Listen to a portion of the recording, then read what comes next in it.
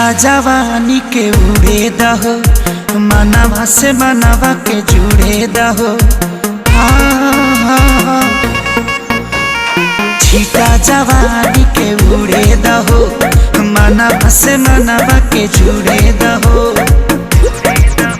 आज सुते द चदरिया तान के तान के तान के।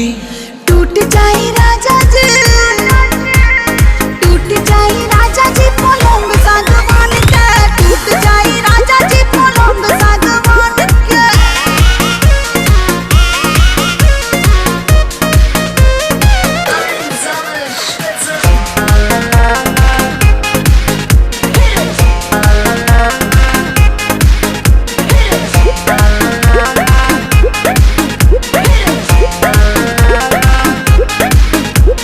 छुए द बदन के देखो न कटन के, चदर बिछा देहनी।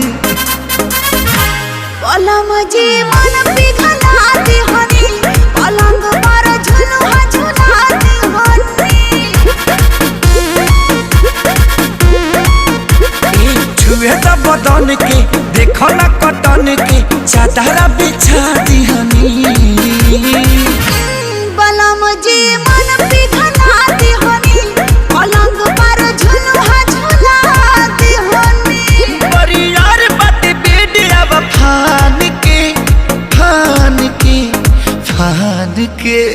टूट जाए राजा जी, टूट जाए राजा जी पलंग सागवान के, टूट जाए राजा जी पलंग सागवान के।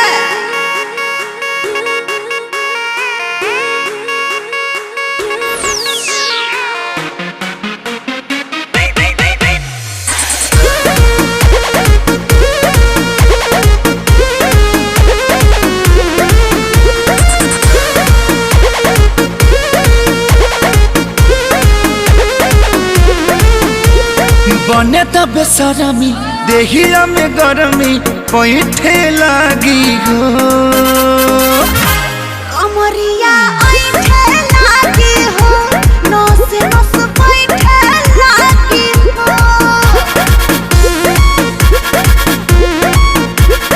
बने त बेसरमी देहिया में गरमी पैठे लागी हो।